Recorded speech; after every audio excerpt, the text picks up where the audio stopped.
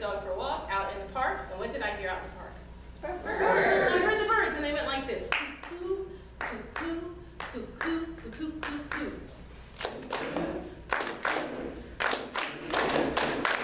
One bright and sunny morning, I walked the forest through, and suddenly I heard a soft and low cuckoo.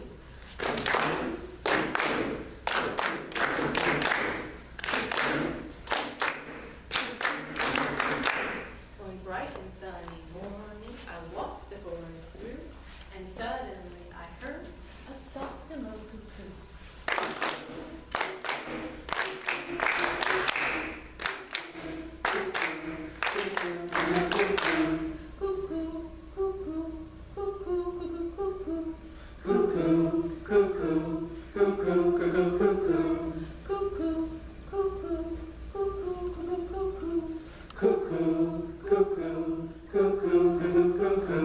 One bright and sunny morning, I walked the forest through, and suddenly I heard a soft and low cuckoo.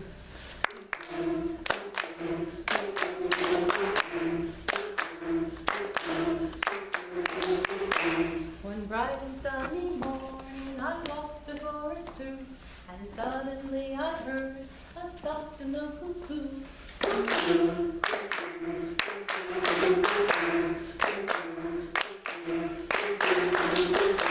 One bright and sunny morning, I walked the forest through, and suddenly I heard a soft and low cuckoo.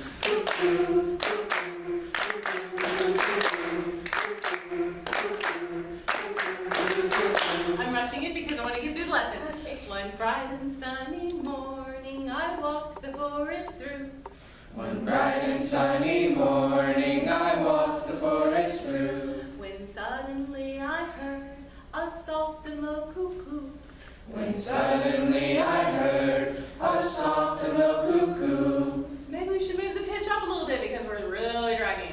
One bright and sunny morning, I walked the, as I go. One bright and sunny morning, I walked the forest through. One bright and sunny morning, I walked the forest through. Move in your head voices if you can, boys. And suddenly I heard a soft and low cuckoo. And suddenly I heard a soft and low cuckoo. It's beautiful. One bright and sunny morning, I walked the forest through, and suddenly I heard a soft and low cuckoo. Cuckoo, cuckoo,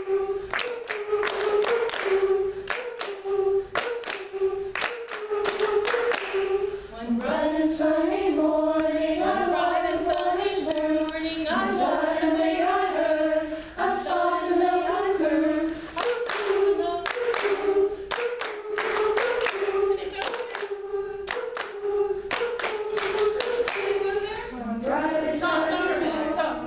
Okay, you all sing it. One bright and sunny morning, I walked the forest through, and suddenly I heard a soft and low cuckoo. Suddenly I heard a soft and low cuckoo. So that was where I was putting it. That's really good place for you to go, isn't it? Okay, I'm asking you, you're all music majors. Yes. All right. Yes, that was it. Okay. Guys, Anything? sing it back down. 'Cause You know, and actually, what I would tell you, that's a good question to ask for when we're singing it. What am I going to tell you about that? Those of you who had music methods? Students at a small age are not going to be able to hear the They pitch. can't match pitch. For you as a male, they're not going to be able to match your pitch when you sing. You have to be able to sing it in the range that they would be able to be singing it. So what I encourage all my male students to do is just keep working in the high register. Are you music ed? yes. Okay, then work on your high register. Do it as much as you can, stretch it as much as you can. Because if you sing down here to a little child, they're going to go, oh, they're going to try to match your pitch down in the low range. Now, you're going to have that as a reference tool, the piano, but you're going to have to work on the voice. For them, it's like a different universe. A lot of children have trouble matching pitch to the piano. You have a whole group that can do it right away, and then another group that struggles. And it's the group that struggles for which you need to model. So it is hard. It's a challenge. But as we we all know, it's kinesthetic development of your voice. It is actually physical development, so the more you try it, the better off you'll be. Just ask Bradley. Ask him how hard it was when he started. And now all he sings in is his head. It's very difficult, it's very difficult. And Dr. Bear's probably really good at helping guys do that. And then it's awkward when the little boys their voices are changing. And now the voices actually start changing when they're pretty young. They're not going through like the change, but their voices are getting deeper and deeper. The tessitures are getting lower because there's a lot more hormones in their food. They eat a lot. They're bigger. Chicken, yeah, it's a dangerous. They give all these animals lots and lots of hormones. But we see it in our children. I have little girls who have periods when they're 9 years old. Oh, it's terrible. I mean, yeah. We're in middle school, when they came over to middle school, there were guys taller than me.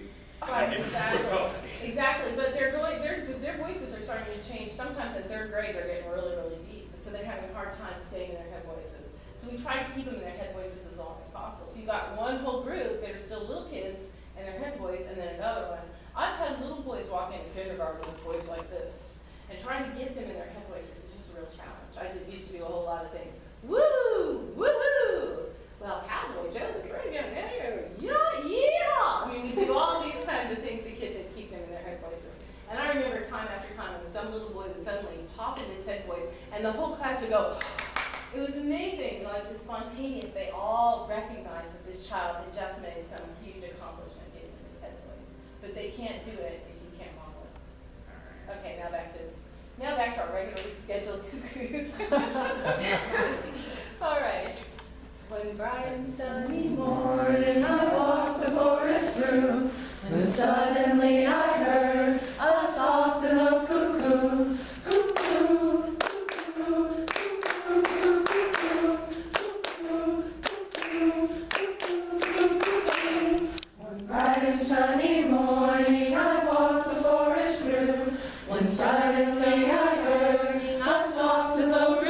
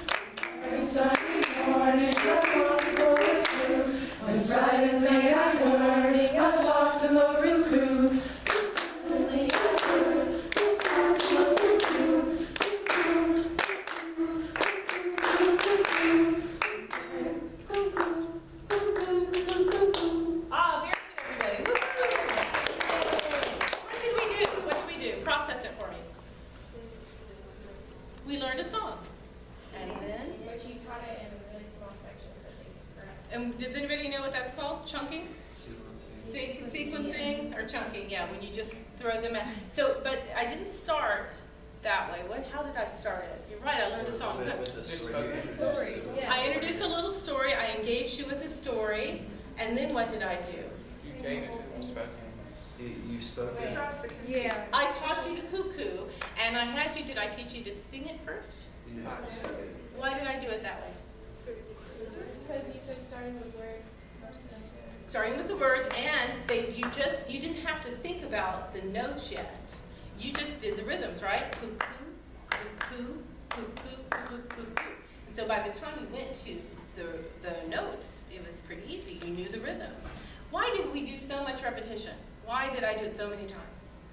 It takes a while for them. It takes quite a while for them. One of the biggest things that young teachers do is they rush through. Now, I'm rushing today because we've got class and we're getting through class. But one of the biggest things that young teachers do is they zoom through and the students really don't know the song. So tons and tons of repetition, but they need to be doing the repetition. They need to be involved with repetition. So then what was my next step? You started We introduced actually the movement, didn't we? Yeah. And so we had contrasting movement. We had the circle, and then we stopped and did the clap. And we can do that with A and B forms. So now we've taught them sections. They don't know that, but we have an A and B section. So we can use that song to work on form at a later date. So it's all processing. All of these things play in later. And then what did we do? Then I started a canon. Well, then I taught you the whole song. So we started doing the movement first to differentiate the parts, and then we went to the whole song. And then we did canon. Why canon? Why is canon important? It can lead to part singing, right? It's independent. They're doing independent things, and they have to concentrate. One of the very strong techniques I learned in the classroom is to keep them in groups. So we had the small circle in the middle, and we were listening to each other. You who knew the larger circle on the outside, you were singing the original. We were singing the canon part, which is a little trickier for us. So we were in the smaller group. And when you see children doing that, they're very closely listening to each other and watching each other. Right? So what are some advantages of that? What did you think about that? Anything? What made this one, what stood out about this one? I feel like what made this one different and better was we really broke down this song, the process in which it was taught. And then I know we kind of randomly broke into talking about head voice, but I thought that was also useful.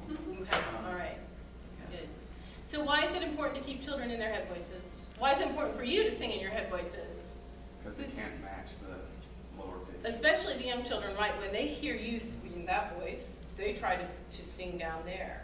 When they hear the head voice, they can match that. It's really difficult for young children to do that. She says young children because like we've been working with fifth graders at Pembroke Elementary, and they have started to pick up on being able to hear your normal singing. And a lot of it depends on who their classroom teacher is. If you're the classroom teacher and you're really working to get them to match that pitch down there, they can do that in a year or two. But they really can't. It's very difficult for kindergartners to do it, especially the boys. Girls tend to hear in this register better. Young children tend to hear in this register better. And then females keep this register and they can hear there better. But for boys, they're hearing two different registers and it's a little more challenging.